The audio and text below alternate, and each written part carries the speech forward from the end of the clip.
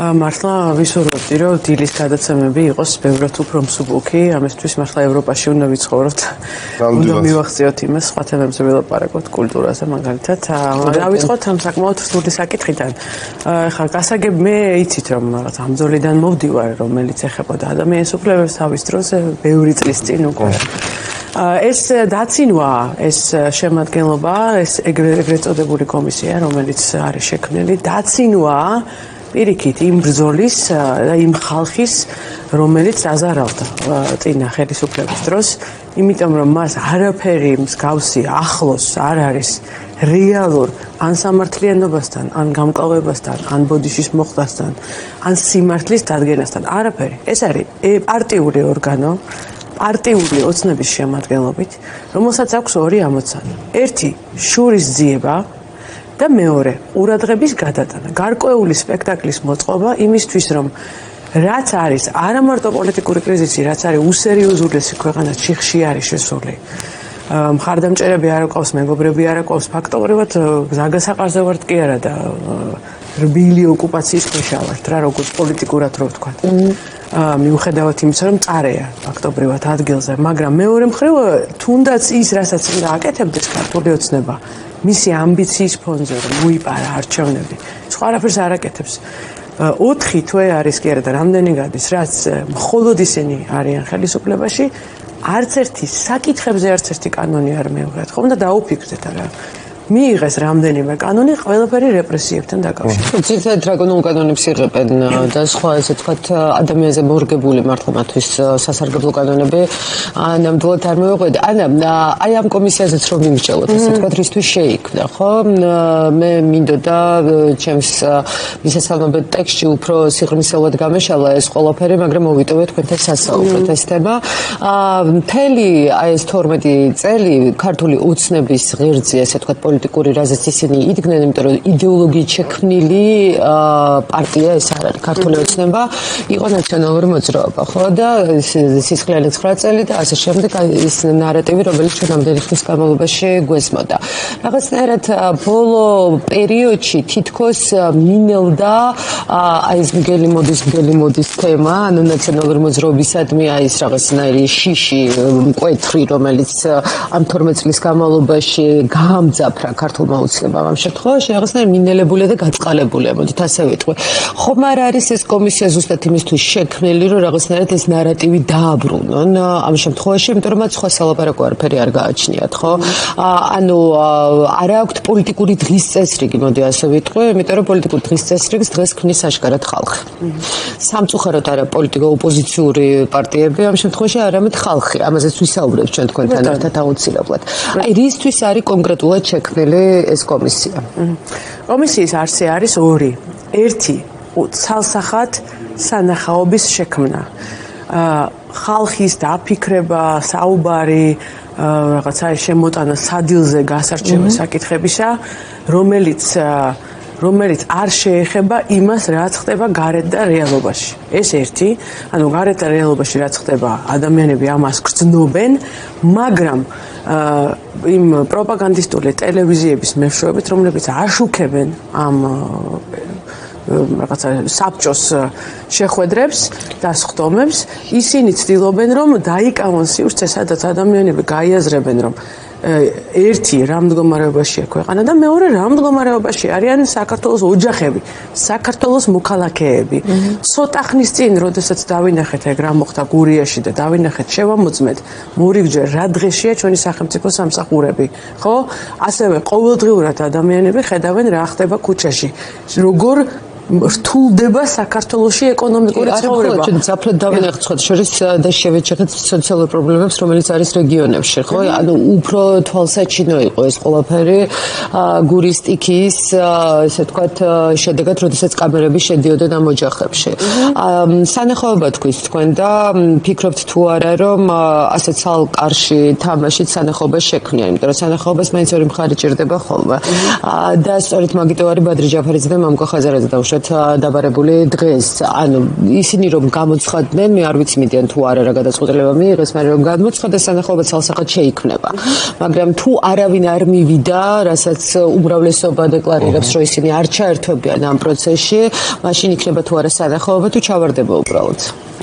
ეს დაამნიშნულოვანია, რომ ხელი არ შეუწყოთ მათ ამის გაკეთებაში და სწორედ ამიტომ შემოიღეს ის ვითომ დამოკლეს მახვილი, რომ თუ არ გამოცხადდები ასეთ შემთხვევაში პასუხისგებლობა აკეკისრება სიცხლის სამართლებრივი. მე მინდა რომ გავავროთ პარალელი, რომ ვინმეს არ ეგონოს, რომ რაიმე სამართლიანობასთან რაიმე კავშირი ამ კომისიას აქვს. ეს რომ ყოფილიყო რაც არის კლასიკურად სიმართლის კომისია, მას ეკნებოდა პირველი შერიგების მნიშვნელობა, არა დასჯის, არამედ შერიგების მნიშვნელობა. ის იდეა, რომელიც მე წარვადგინე 2012 ტომ დე ვალთან ერთად 12-13 წლებში, იმის ამოცანა იყო, როგორც დაინერგა სამხრეთ აფრიკაში, ჩილეში, იმის ამოცანა იყო, რომ ვერ მოხდებოდა რაც მოხდა, მე რომ 13 წელი სისხლიანი 9 წელი იძახა ქართულმა ოცნებამ. ამის საშუალება გამწაერთმეოდა მას რატომ?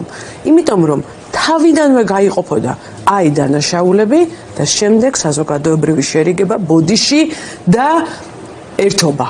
თავიდანვე დავტოვებდით ამ პრობლემას თავის დროზე. ანუ დღეს ჩვენში არის აი ეს ცირკი რომ ირონიულია რომ ეხლა ჩვენ თუნდაც ამ ხალხმა უნდა გამოიძიოს 15-20 წლის წინ მომხდარი დანაშაულებები და ამ დროს 2 თვის წინ მომხდარი დანაშაულების გამოძიებაზე უარსამოვენ და გვეუბნებიან რომ ის არათუ დანაშაულია გმირობაა. ანუ ადამიანებს აჯილდოებენ წამების ორგანიზებისათვის მედლები ჩამოკიდეს გულზე. და თუმე ამ ხალხმა უნდა გამოიძიოს 20 წლის წინ დანამდვილი დანაშაული. ამას დიდი ირონია, თუნდაც იმ დანაშაულის მიმართ, რაც 20 წლის წინ იქნა ჩადენილი, რა შეიძლება იყოს. ამაზე დიდი დაცინვა. იმ სხერპლის მიმართ, რაც 20 წლის წინ იყო, რა შეიძლება იყოს, ხო? დღევანდელ სხერპლზე რომ არაფერი არ ვთქვა, ხო, საერთოდ. სადამდე მიგვიყვანს ეს პროცესი? საერთოდ თქვენი აზრით, რამე მიზანი აქვს ამ პროცესს? თუ უბრალოდ აი მართლა დროის გაყვანის საშუალება, აი მე მრჩება შეთაბეჭდილება, რომ მათ რადგან სალაპარაკო არაფერი არ აქვთ, რითი დავიკავოთ საინფორმაციო ველი და მოდი აი ნაცადი გზით იმ 9 წელზე ვილაპარაკოთ და საინფორმაციო ველი დავიკავოთ უბრალოდ აი ვილაპარაკოთ სხვა გეგმა ამის უკან არ ჩანს.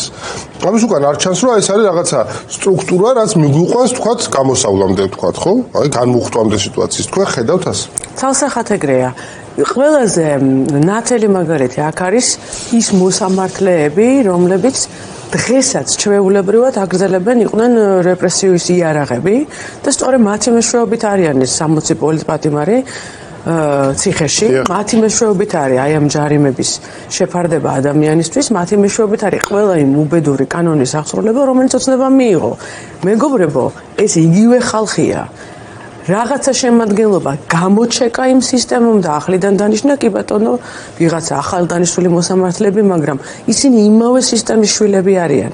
იმიტომ რომ სინამდვილეში ქართულმა როგორც დღეს არ სჭირს ქართული ოცნება არავის არც დამრბევს, არც შემკვეთს, იმიტომ რომ უნდა რომ დაფაროს ისინი და უნდა რომ საკუთარი რეჟიმის დამცველება ტყავდეს, ის არ დაუსჯიათ ის ძველი ხალხი. ავიღოთ აი ხარდიანი საქმე, მე მინდა გავარჩიო კარგად, იმიტომ რომ ვითომ რაღაცა უნდა პროპაგანდისტულად გამოეყენებინათ. მოსამართლე, რომელიც არის მთავარი მოქმედი პილი ხარდიანის საქმეში და მნიშვნელოვანია რომ მისმა ოჯახმა ამაზე ისაუბროს. ეს მოსამართლე დღეს უვადოთ არის გადანიშნული 2019 წელს იმის მაგევრად, რომ დღეს რომ გამოვიდნენ და აი რაღაცა ნიანგის სრემლებით ვაიმე რა მოხდა. ის მოსამართლე, რომელმაც მთავარი უკანონოებები ჩაიდინა ქალბატონი ნოზაძე 2019 წელს დააწინაურეს და 3 დღეშიოდ უვადოდ დანიშნეს სასამართლოში. ანუ ის კოლექტიური მურუსიძე ჩინჩალაძე იქ არის და სამწუხაროდ ჩვენ მოგვიწევს მართლაც ცოტა ხანში, როდესაც იქნება ამის საშუალება, ყველაფერი იმასთან გამკლავება, რაც დღეს მოხდა, ისევ ამ ხალხის მეშვეობით. ამის ამოცანა საბოლოო ჯამში ორი ვერსია არსებობს ამაზე, უფრო რთულმძიმე და უფრო მსუბუქი. უფრო მსუბუქი ვერსია არის, რომ ჩვეულებრივად გრძელდება და ეს არის დროის მოპარვის საშუალება. არ დაგვავიწყდეს. აქედან უნდა გამოვიდეს ის, რაც უკვე გააკეთეს მაგალითად აფხაზეთში, ხო? ჩვენ ხო ვიცით, რომ არსებობენ ავტორიტარიზმები, რომლებიც ზრდიან კეთილდღეობას, ხო? მაგრამ ადამიანის უფლებები შეზღუდულია, მაგრამ ადამიანების კეთილდღეობა იზრდება, ადამიანები უკეთესად ცხოვრობენ. რუსული ავტორიტარიზმი არის სპეციფიური. მისი ამოცანა არ არის კეთილდღეობის გაზრდა. მისი ამოცანა არის აი ნარკო ბუდის ჩამორჩენილი, დაქცეული, ქვეყნიდან გაქცეული, მაჩანჩალა, არაჯამრთელი, არაგანათლებული ადამიანის სივრცის დატოვება. და ამის მაგალითი არის, რაც რუსეთმა მაგალითად დაატრიალა პაწაწინა. რაც ხდება რუსეთში რეალურად, ხო? დიდი ქალაქები, ძირითადად მოსკოვი, ანუ აქცენტი არის ამაზე გაკეთებული, არ შეიმჩნევა არაფერი, არის გაბრჭყვიალებული, გაპრიალებული და ასე შემდეგ, როგორც კი მოსკოვს გაცდები, იქ ხდება კატასტროფა. ხო, რაც ჩამოთვალეთ არეჯანსაღი, გაუბედურებული, დამონებული, დამორჩილებული ხალხი ცხოვრობს რეალურად. იქ რომლებიც მცირედითაც კი კმაყოფილებული არიან, ხო? ეს ასეთი იდეოლოგია რომ უდიდგან, ასე ვთქვათ, და ზუსტად ამის განხორციელებას ვურთ აქ. მინდა რომ ჩაგეკითხოთ ბადრი ჯაფარიძესთან და მამუკა ხაზარაძესთან დაკავშირებით, ანუ რა ნიშნით არიან ისინი დაბარებულები და კონკრეტულად რა საქმესთან დაკავშირებით ამაზეც ვისაუბროთ და მე გადავიდეთ უკვე ვცვლად. ჯობია რომ თვითონ მათი საუბრონ ამ საქმესთან მიმართებაში, გასმე ზოგადად ვიწყო, იმიტომ რომ ეს პირადი გადაწყვეტილება მათი მივლენ თუ არ მივლენ, რა თქმა უნდა. მიზეზი რა არის მათი დაბარების, ეს მაინტერესებს. ეს საქმე იმაშია, რომ რა თქმა უნდა, ყველა ვისი დევნაც ჭირდებათ, ქართული ოცნება იპოვის საშუალებას, რომ დაიბარონ. ანუ მოდი გულწრფელად ხო, მამუკა ხაზარაძე და ბადრი ჯაფარიძე ხო? წინახელისფრების ნაწილი ხო არასდროს არ ყოფილა ხო? არასდროს. შესაბამისად, თუ წინახელისფრების მიერ ჩადენილ დანაშაულებებს იძებ, ამ ორ კაცთან არაფერი შეხება არ უნდა ქონდეს. რეალურად თუ შევხედოთ, მაგრამ მით უმეტეს მესამე სხდომა მგონი საერთოდ ხო მესამე სხდომაზე რო იბარებ ანუ რაღაცნაირად რომ ჩართო გახარიასაც დაიბარებენ რაღაცნაირად მოახერხებენ და გახარიასაც მიაბამენ წინახელისფრებს ყველას ვისაც სჭირდებათ რომ რაღაცა გააკეთონ რა ანადოლიძე შეიძლება დაიბარონ მაგისთვის აი მე არ დამიბარებენ იმიტომ რომ მე სალაპარაკო აქ საქმე იმაში ვეუბნების ან სასამართლოში დამიბარეთ ან ეს არნიშნავს რომ მივალ მაგრამ მე ხა მაგას მომცემენ მაგის საუბრის საშუალებას ჩემი საყვარელი საკითხია ამ კომისიის შემადგენლობა ხედეთ კომისიის შემადგენლობა არის იმ ადამიანების მიმართ ცინიზმი ვიზეც ესენი საუბრობენ ძველი დროის მოსამართლეები და პროკურორებით შედგება ეს კომისია ეს რო იყოს სიმართლის პროცესი იქ უნდა იყოს ცნობილი კომპოზიტორი ანუ მაღალი ავტორიტეტით გამორჩეული ადამიანები ხა არგენტინაში ეს იყო ნობელის პრემიის ლაურეატი ხალხნო სხვაობას ვერ ხედავ და აქ გვიწის ბატონი შარმანაშვილი სახეები რეალურად ამას დიახ მაღალი ავტორიტეტის საზოგადოებრივი სახეები რომლის ამოსდობა აქვთ ეს არის ამის ნორმალური პროცესი ხა ეს არის პარტიული ჯგუფი თენგიზ შარმანაშვილი რომელიც იყო 2000-იან წლებში მოსამართლე არის კლანის საუკეთესო მეგობარი და არის ირაკლი კობახიძის მენტორი იმიტომ ის იქ რაც დავიმახსოვს ეგ არიგებდა ჭკუას ახლა თავის დროზე კანონებს რო აწერდა შესაბამისად ახლა სისულელეა რომ ეს კომისიას ამას წარმოადგენს სინამდვილეში მოდი რომ ვისაუბროთ ახლა ეს კომისია გასაგებია მაგრამ ეს მიუთითებს იმ ჩიხურ სიტუაციას რაც ჩვენ პოლიტიკურ პროცესში არის ხომ უკვე 25 მარტია თვალსა და ხელშუა გადის დრო ვერავინ ვერ იტყვის რომ პროტესტი ხდება აი გუშინაც ახლა გერმანიიდან ახალი სანქციები მოვიდა სწორედ იმის გამო რომ პროტესტი არ ხდება და არსად არ მიდის მაგრამ ამავდროულად პოლიტიკური გამოსავალი არ ჩანს პოლიტიკური გამოსავალი მოიცავს პოლიტიკურ გადაწყვეტილებას პოლიტიკურ უნარს ხო და ხელისუფლება აი ამ პოლიტიკურ ჭრილში არ ხედავს პროცესს ივანიშვილი ასე არ უყურებს პროცესს და ეს ძალიან ართულებს სიტუაციას ამძიმებს როგორ ხედავთ რამ უნდა განმუხტოს ეს სიტუაცია მომავალი თვეების განმავლობაში არის თუ არა თვითმმართველობის არჩევნები არა ამ ფორმატში ჩატარებული მაგრამ აი მასთან ერთად თქვა საპარლამენტო არჩევნების ჩატარება ხო ამის შესაძლებლობა პოლიტპატიმრების საკითხი რომელიც არის მორალური ტვირთი ერთი ცუდი სიტყვა კიდე ხო მორალური ვალდებულება თვითონ ჩვენგანისა მათ გასათავისუფლებლად ბრძოლა ამ საკითხს როგორ უნდა მოევლოს რეპრესიული ხელისუფლების პირობებში როგორ ხედავთ თქვენ ამ ყველაფერს პირველ რიგში ვიტყვი რომ ჩემთვის გახდა ცნობილი რომ ელემენტარული უფლებები რომელიც აქვს ყველა პატიმარს და რომელიც უნდა კონდეს ეს აი ანაბანა არის სასჯელ აღსრულების მაგალითად გასეირნების უფლება მაგალითად გრძელვადიანად სამარტოო საკანში არ მოთავსება, იმიტომ რომ სამარტოო საკანში მოთავსება დიდი ვადით არის გათანაბრებული წამებასთან საერთაშორისო სამართალში. ეს ყველა უფლება ერღვევა რამდენიმე პოლიტპატიმარს, ყველას არა, მე მას შემდეგ რაც მათთან მაქვს შეხება, იმიტომ რომ ვფიქრობ რომ სანამ ეს ადამიანები არიან პატიმრობაში, მანამ რა თქმა უნდა შეუმსუბუქოთ მათ ეს მდგომარეობა და ჩემთვის მას შემდეგ რაც საკანში გადაიყვანეს ეს ადამიანები, მათი უფლებები ისევ ირღვევა, ხო? ანუ მათ შორის გასეირნებაზე ამბობთ ახლა, ანუ ჩვენთვის ახალი ინფორმაცია, კიდე რა უფლებებია ის რაც ირღვევა ამ შემთხვევაში ციხეში ყოფნის დროს ამ ადამიანების ამბების დროს. რამდენ ძალიან მნიშვნელოვანი სისტემური საკითხია და მართლა ჩასახედია, რამდენად როგორც ჩემთვის გახდა ცნობილი, გასეირნების უფლება ძალიან იშვიათად გამოიყენა, რეალურად უფლება არ არის. ეხლა მე მინდა რომ ძალიან მნიშვნელოვანია რომ გავხსვათ ხაზი. ეს ნიშნავს რომ რამდენიმე ადამიანი და მნიშვნელოვანია რომ გავიგოთ ყველა თუ არა უბრალოდ დღის შუქზე არ გაღავთ. ანუ ეს არის რეალურად ადამიანების ფსიქიკური ჯანმრთელობის დაზიანების მცდელობა. იქ ახლა გამართლება რა არის, ამას მნიშვნელობა არ აქვს, იმიტომ რომ გასეირნების უფლება ფუნდამენტური უფლება არის. ჩამონათვალში არის რა ეკუთვნით პატიმრებს, როგორც ჰიგიენა ეკუთვნით და სისუფთავე და რამდენიმე კვადრატული მეტრის სივრცე, ისე ეკუთვნით მათ გასეირნება, ისე ეკუთვნით განათლება, ისე ეკუთვნით ლიტერატურის მიღების შესაძლებლობა, იმიტომ რომ ეხლა ყველა პატიმარს ეხება ეს, ყველა პატიმარს და მით უმეტეს ადამიანებს, რომლებიც დაკავებულები არიან პოლიტიკური დანაშაულისთვის. ჩემთვის ეს სამწუხაროა, კიდევ ერთი ფაქტია, რომ ამ შემთხვევაში ეს არ არის ჩვეულებრივი ცივი სამართლის აღსრულების საკითხი რა, დააშავა, დააკავე, ხო? ეს არის საკითხი, რომ ეს ადამიანების სისტემას აღიზიანებს და შესაბამისად ის მოპყრობა, რა მოპყრობასაც ჩვენ ვხედავთ სისტემას. დიახ. კი ბატონო, მოდით ვისაუბროთ ახლა ესე ვთქვათ პროტესტზე, რომელიც ვითარდება რუსთაველზე, ხო? და პრინციპში მოიცავს მთელ საქართველოს, მაგრამ არა იმ მასშტაბით, ჯერჯერობით, რასაც ჩვენ ყოველდღიურად რუსთაველზე საღამოს ვაკვირდებით ხოლმე. ყოველ საღამოს უკვე 118 დილა არის, ასე ვთქვათ, პროტესტის რაც გათენდა და 117 ჯერ გადაიკეტა რუსთაველი. რაღაცნაირად ეს პანაცეა არის, ესე ვთქვათ, რომ რუსთაველი უნდა იყოს გადაკეტილი.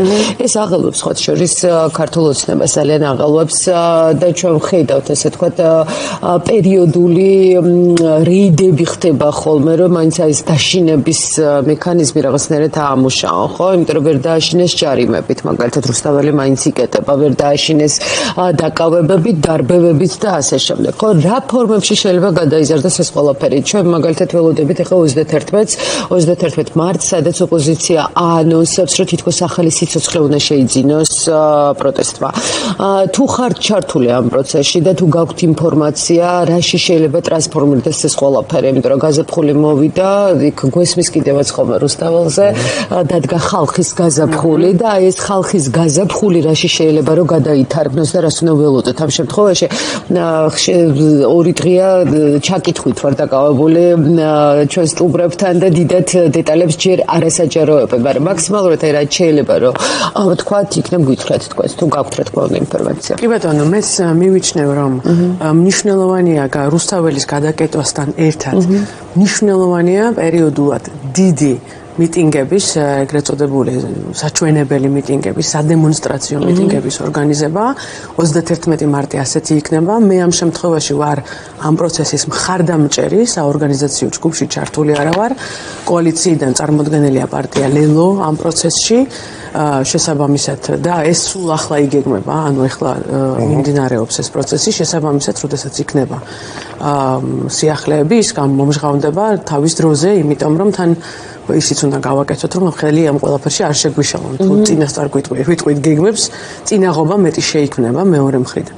რუსთაველს რაც შეეხება, სხვათა შორის მე იდეა მქონდა და მინდოდა მე თქვა, რომ ის ადამიანები, რომლებიც ორგანიზებაში არიან ჩართულები და არ გამოკლებიან არც ერთი დღე, არის შესაძლებლობა, რომ მე ვფიქრობ იმსახურებენ ასევე გინესის წიგნში მოხვედრას. მე შევამოწმე, არის გინესის რეკორდების წიგნში არის ყველაზე ხანგრძლივი მიტინგი, რომელიც წარიმართა სიმღერით, ყველაზე გრძელი მიტინგი, ვთქვათ, ქუჩაში, მაგრამ მე ჯერჯერობით ვერ ვნახე ყველაზე ხანგრძლივი მიტინგი დღეების მიხედვით და მე მგონი ეს უნიკალური მაჩვენებელი ყოველ დღე გადაკეტილი ქუჩა. ახლა საპროტესტო მოძრაობა ორწლიანი სერბეთშიც ყოფილა, ჩრდილოეთ მაკედონიაშიც ყოფილა და ბევრგან ყოფილა, ხო? ჩილეშიც და ასე შემდეგ, მაგრამ ყოველდღე გადაკეტილი ცენტრალური გამზირი ასეთი ორგანიზებული ფორმით მართლა განსხვავებულია. თავიდანვე ვამბობდი, მე როდესაც რახან მე ვიცი ავტორიტარიზმები, უფრო აქედან, არა როგორც პოლიტიკოსმა, არამედ როგორც ჩემი საქმე არის. საქმე იმაშია, რომ ჩვენ არა ვართ არ არის ადვილი მოწინააღმდეგე და მით უმეტეს ეს არის მოწინააღმდეგე, რომელმაც მე ვერ ვიტყოდი, რომ ბოლომდე აქვს უგულებელყოფილი დასავლეთი. არავის არ აქვს ბოლომდე უგულებელყოფილი დასავლეთი. თუ არ ჩავთვლით ჩრდილოეთ კორეას. მაგალითი მინდა მოგიყვანოთ, უზბეკეთში მუშაობდი ბევრი წლის წინ, როდესაც იყო ბევრად უფრო მკაცრი და ბევრად უფრო რეპრესიული რეჟიმი. რომელიც მაშინაც კი უსმენდა და არადასავლური რეჟიმი, რა თქმა უნდა, რომელიც დასავლეთის შეთავაზებებს და რეკომენდაციებს და გარკვეულ წახალისებას პოლიტპატიმრებთან დაკავშირებით უსმენდა. მაგალითად, ერთი-ორი პოლიტპატიმარი გამოუშვა კიდევაც, იმიტომ რომ რეკომენდაცია წამოვიდა დასავლეთიდან რაღაც დიდი შეხვედრა მზადდებოდა. ისი თქმა მინდა, როდესაც საუბრობენ მოქმედებს თუ არა ივანიშვილზე რამე და მე დარწმუნებული ვარ ისინი ვინც სოციალურ ამბობენ რომ ნუ მათ არაფერი არ აინტერესებს ფეხებზე კიდიათ ეს არ არის მართალი იმიტომ რომ როგორც თქვი ისეთ რეჟიმებსაც აინტერესებთ ხოლმე და არ მიიღონ კიდე ზედმეტი წნეხი ბევრად უარეს და ბევრად ანტიდასავლურ და ბევრად უფრო იზოლირებულ რეჟიმებს. ჩვენი ქვეყანა ახლა ბევრად უფრო ჩართულია როგორც ასეთ როგორც ქვეყანა იმ ურთიერთობებში, რასაც ქვია საერთაშორისო ურთიერთობები, ხო? აქ მნიშვნელოვანი რა არის, რუსთაველი, იმიტომ ადარდებთ, რომ გაზაფხული მოდის.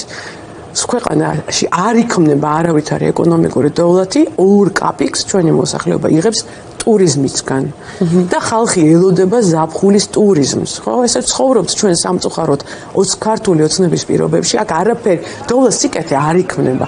მათ არ აინტერესებთ რაიმე არ აინტერესებთ ხო ქვეყნის კეთილდღეობა. ჩვენ ღარიბდებით 4-5 ოჯახი მდიდრდება მთელი საქართველოს ხარჯზე. ის პროგრამები, რომლებიც დაიხურა, რო ამბობენ ვინ დახურა ეს? ვინ იგრძნო ამ პროგრამების დახურვა? პატარა ყველის საწარმო მახალციხეში, პატარა სასტუმრო გურიაში, USAID-ის და სხვადასხვა პროგრამებს გულისხმობ, ხო? ეს ფული ამოვიდა კიდევ ხალხის ჯიბიდან, მაშინ როდესაც რამდენიმე ადამიანი, რომელიც არის ბიძინასთან ახლოს, უკეთ და უკეთ ცხოვრობს ჩვენ ხარჯზე. ამ პირობებში რატო ეშინიათ პროტესტების? არ უნდათ რომ იყოს რუსთაველზე და სკამს რო გამოიტანს სამი ახალგაზრდა, იმაზე პანიკაა. ხო?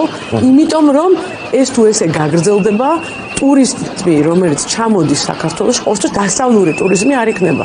ყველა ევროპული საელჩოს ვებგვერდზე პირდაპირ არის, იქ არის პროტესტი, იქ არის არასტაბილურობა და იქ ფიქრეთ ორჯერ, სანამ ჩახვდათ საქართველოში. ხო, ეს ართულებს ამ გამყოლებს მოდი საერთაშორისო ნაწილზე ფეროს აშინებს ის პროცესები, რაც მიდის თქვათ ამერიკაში, ხო? საქართველოს გადმოსახედიდან რომ კი ბატონო ეს ამერიკელების ეს ტრამპის ადმინისტრაცია, მათი არჩევანი გამოძახილია იმ ღრმა პრობლემების სოციალურიც, რაც ამერიკაში წლების განმავლობაში დააგროვდა, მაგრამ ეს როგორ ზეგავლენას მოახდენს ჩვენზე. აღმოსავლეთ ევროპაში მცხოვრებ ხალხებზე, რომლებიც აი რუსული საფრთხის ამ ჭრილის ქვეშ ვარსებობს.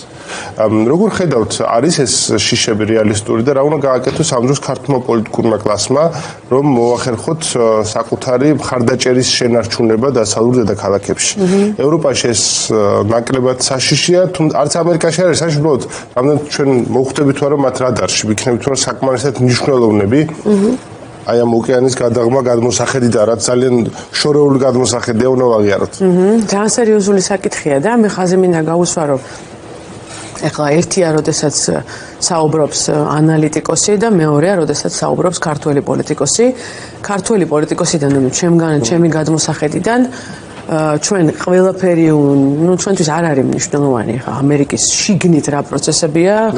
ხო, ჩვენთვის მნიშვნელოვანია, რომ ყველაფერი გავაკეთოთ, რომ ამერიკის ახალი ადმინისტრაცია დავარწმუნოთ იმაში, რომ საქართველოში მათთვის ინტერესების დაფუძნება, უბრალოდ შენარჩუნება, თუნდაც შუადერეფნის გამო, თუნდაც იმ პერსპექტივის გამო, რომელიც აქვს ანაკლის სპორტს, თუნდაც იმის გამო, რომ საქართველოს დღეს არის გასაღები აღმოსავლეთსა და დასავლეთს შორის, არის ძალიან მნიშვნელოვანი.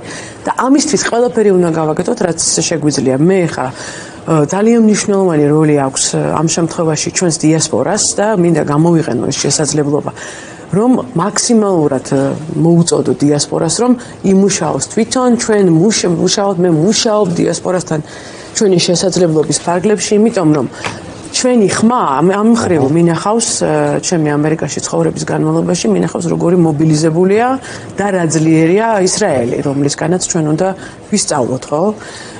როგორ მუშაობს დიასპორასთან და არ არსებობს ვაშინგტონში შეხვედრა, სადაც იხილება ისრაელის საკითხი და იქ არ იქნება დიასპორიდან ვიღაცა ისრაელის ინტერესების დამცავი.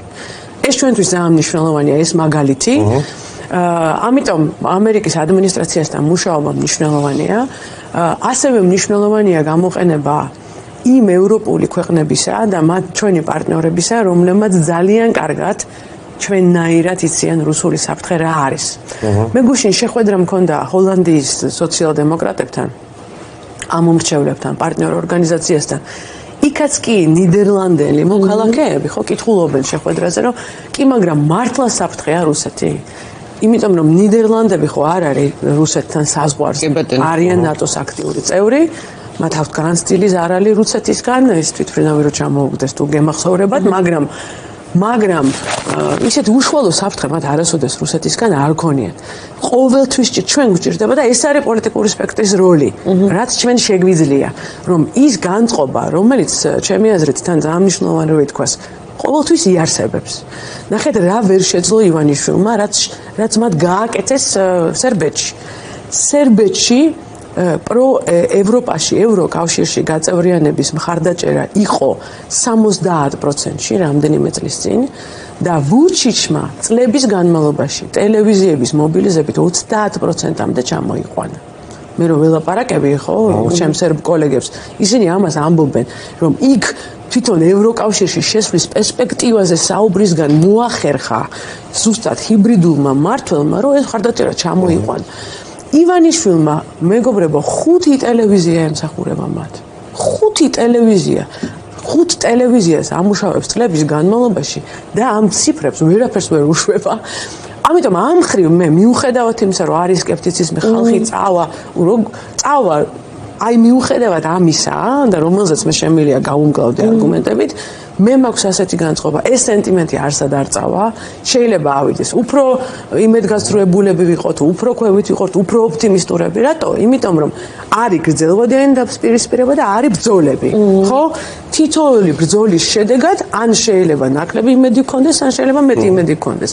გუშინდელი გერმანიის საკითხი მაგალითად ხო ეს ხო შეიძლება ოცნებას ეგონა რომ აი დამთავრდა ყველაფერი და იქიდან სანქციები არ მოდის და წავიკითხავ ესე თქვით სანქციებთან დაკავშირებით გერმანიის და ხო დაასრულეთ უბრალოდ ხო არაფერიც ესე არ არის ანუ ჩვენ მუშაობთ დიდი ბრიტანეთთან ველოდებით ხო სანქციების პაკეტს და ასე მეგობარი აქტიც ამ მნიშვნელოვანია არა გერმანიის შემთხვევაში იყო ყველაზე კომიკური რა იყო რომ სიზამთრეში წააგო ხელისუფლება რომელიც კრიტიკული იყო ოცნების წინააღმდეგ მაგრამ მოიგო პოლიტიკურმა გუნდმა რომელიც ჯერ კიდევ ოპოზიციაში რო იყო გერმანიაში იყო არნახულად კრიტიკული ამ ხელისუფლების წინააღმდეგ თან ეხლა კი არა 10 წლის წინაც რო კრიტიკულები იყვნენ ოცნების წინააღმდეგ ანუ სახალხო პარტიის წარმომადგენლები ანუ და ეს შემოგვასაღეს ჩვენ რა თავის ამომრჩეველს როგორც გამარჯვება რომ აი ჩვენმა კრიტიკოსმა წააგო და უარესმა კრიტიკოსმა რო გაიმარჯვა ის დამალეს და გავიდა ახლა ერთი თვე რამდენიც გავიდა და მოვიდა ახალი სანქცია. შედეგი სახელზე და აი რაც პატარა მოკლენაბიჯო ტყუილებით რაღაცა საკუთარი ამომრჩევლის დაბოლება,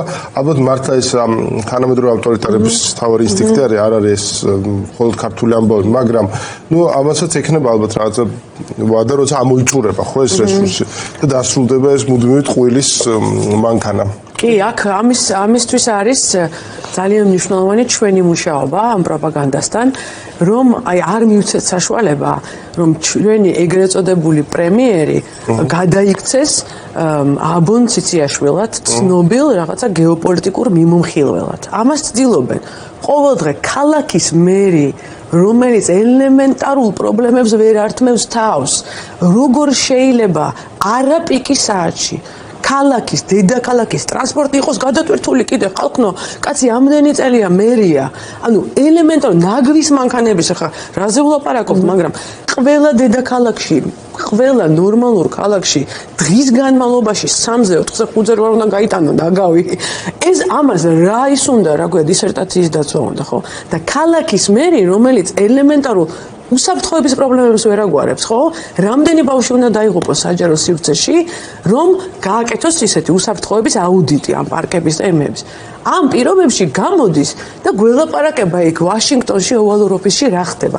ეს პროპაგანდის ნაწილია, ეს არის რაზეც დაწერილია, რომ ეს არის საინფორმაციო ავტორიტარიზმი. აი ამ პროპაგანდით ადამიანებისთვის ადამიანების ცნობიერების დატბორვა ქვია მაგას, ხო? ადამიანებისთვის იმდენი ინფორმაციის მიტოვება, რომ გაგიჟდეს, გამორთოს ტელევიზორი და ინტერნეტი და უყუროს საჭმანების მომზადების შოუს, რომელიც მეც ძალიან მიყვარს. მაგრამ და ამის საშუალება არ უნდა მეც. პერიოდულად აკეთებ ხოლმე, ამის გადატვირთვა ხდება თქვენში. არა, მეც მიყვარს, რა თქმა უნდა, მაგრამ ეს არ უნდა იყოს ის, რომ ეხა დილიდან საღამომდე ქალაქის მერი, რომელიც ელემენტარულად ბავშვები ეხოცება პარკებში, ან თუნდაც ბათუმის მერი უკაცრავად, ეხა რაც ბათუმში მოხდა, არც ერთი კაცი არ დასჭირდა იმ მოწნების ქალაქის მერე. არც ერთი ადამიანი გამოვიდნენ რაღაცა ისაუბრეს, არავინ არ მისცეს პასუხისგებაში. ესეც ხო პოლიტიკური საკითხი ხო არ არის? ხო ეს ხო ელემენტარული უსაფრთხოების ყველაფერი პოლიტიკურია. აი, ეგ მართლა. მართლა ყველაფერი პოლიტიკური გახადს ავტორიტარულ რეჟიმს ახასიათებთ ეს, რომ მათ აღარ რჩებათ რესურსი აი ამ სამართლიანობისათვის, იმიტომ რომ ხო შეეძლოთ ერთი პოლიციელი მაინც დაესაჯათ, ერთი სპეცრაზმელი რომ ადამიანებს წამებისათვის, ხო განა რა მოხდა? ერთი სპეცრაზმელი დაესაჯათ. რესურსი აღარ აქვს სისტემას დარჩენილი. აი რესურსი აღარ აქვს, რომ ერთი მაინც დასაჯოს, იმიტომ რომ ერთ თუ დასჯის, მთელი სისტემა ჩამოირღვევა, რაზეც არის დაფუძნებული, ხო, რომ აი არ ისჭებით თქვენ არავითარ შემთხვევაში.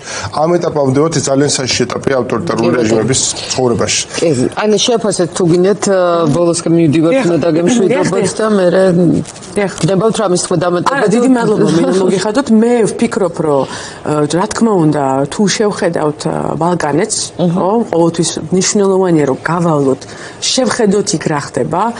იმიტომ რომ წლების განმავლობაში 10 წლეულებია ბალკანეთის ქვეყნები არიან კანდიდატები სერბეთის, ჩრდილოეთ მაკედონია, ბოსნია-ჰერცეგოვინა, მაგრამ აი ეს ხელი, რომელიც იქ მუშაობს, მათ ეღობება გზაზე ზუსტად ისევე როგორც ჩვენ. ამიტომ ეს იმ გამოცდილება ჩვენ და მათ შორის ამის გაზრება მნიშვნელოვანია. აი ეს არ არის ადვილი ბრძოლა და ეს არის გასათვალისწინებელი. კი ბატონო, დიდი მადლობა.